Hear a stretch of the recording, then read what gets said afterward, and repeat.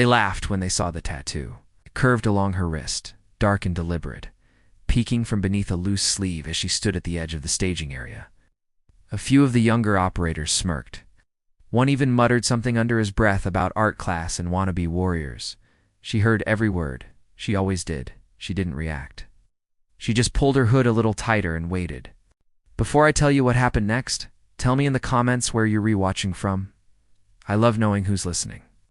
Her name was Lena Calder, though almost no one there bothered to learn it.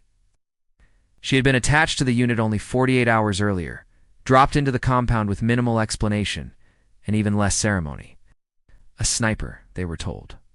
Quiet, temporary, necessary, and apparently unimpressive. The tattoo didn't help. Ink was still controversial in certain circles, especially among the old school. This one wasn't flashy, no skulls, no slogans.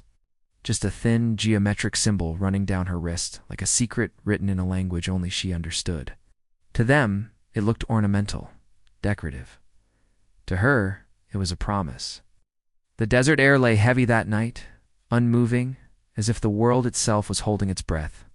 The compound buzzed with last-minute checks, boots crunching gravel, metal clicking softly, radios whispering in clip tones. Above it all, the moon hung pale and distant, casting long shadows that stretched like fingers across the sand. Commander Ross Hale watched it all from the command tent, his expression carved from experience and fatigue.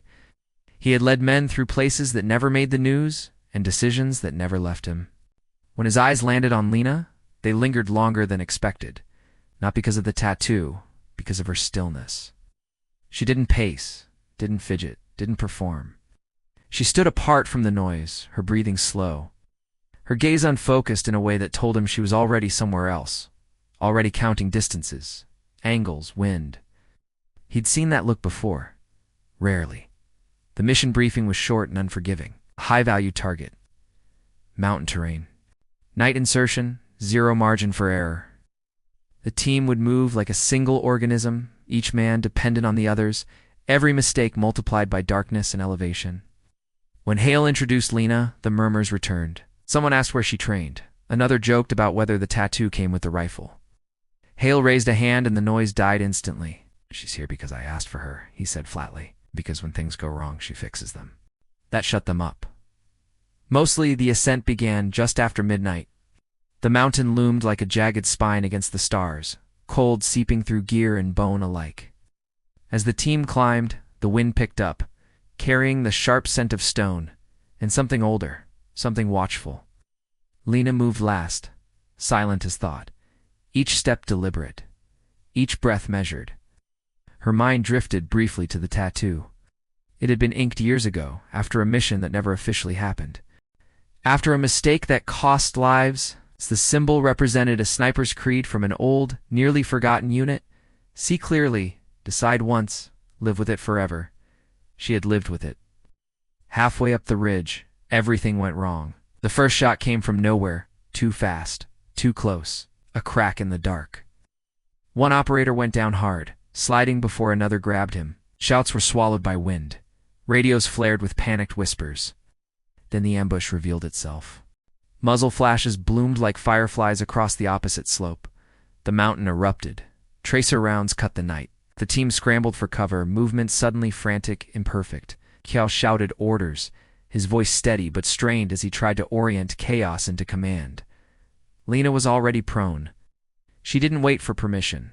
She saw the pattern immediately, the staggered positions, the overlapping fields of fire.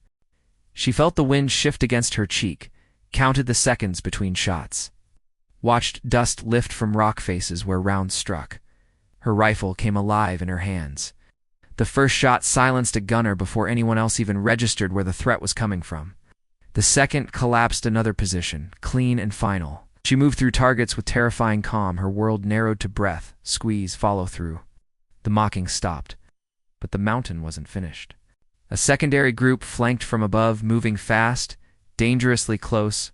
Hale saw it too late. A concussive blast threw him backward, pain blooming white-hot through his side as he hit the ground hard. For a moment, everything froze. "Commander's down," someone said, disbelief cracking his voice. "He's hit bad." Panic hovered on the edge of discipline.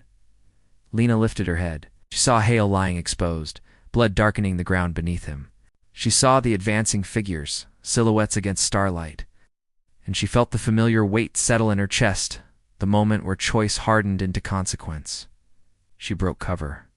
"Cover him," she said into the radio, her voice low, unshaking. Now she moved, firing as she went, each shot buying space, seconds, life. Dust stung her eyes.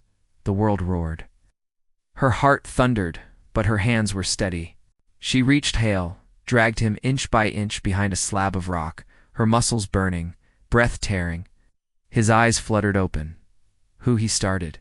She pulled back her hood. Moonlight caught her face fully for the first time, calm, focused, unafraid. Hale's gaze dropped to the tattoo. Recognition hit him like another explosion. The mountain went silent in his mind, memories crashing in, a unit long disbanded. A sniper whose calls had saved entire teams. A symbol he hadn't seen in over a decade. "You," he breathed. "You're that unit." Lena met his eyes. "Yes, sir." Around them the fight raged on, but something had shifted. Orders came sharper, movements synchronized. The team rallied, guided by her callouts, her impossible accuracy. The final moments were brutal and fast. The enemy broke. Silence reclaimed the ridge, broken only by labored breathing and the soft hiss of wind. Dawn crept in slowly, painting the sky in pale gold. Hale was evacuated, alive, stable. The team stood together as the sun rose, dust-streaked, exhausted, changed. No one looked at the tattoo the same way again. No one joked. No one spoke. Later, as helicopters thumped overhead, Hale found Lena sitting apart, cleaning her rifle with ritual care. "I owe you my life," he said quietly. She shook her head. "You owe it to the team. I just did my job." He studied her for a long moment. They mocked what they didn't understand. She allowed herself the smallest smile. They always do. When she left, there were nods. Respect. Silence that meant something different now. Because courage isn't loud. Because judgment fades, but truth endures. And because sometimes the marks we carry aren't decorations, they're stories written in survival. If this story moved you, share your thoughts in the comments, and let others find it too. Subscribe to Whispered Words for more unforgettable mission stories, because the quietest voices often carry the strongest truths.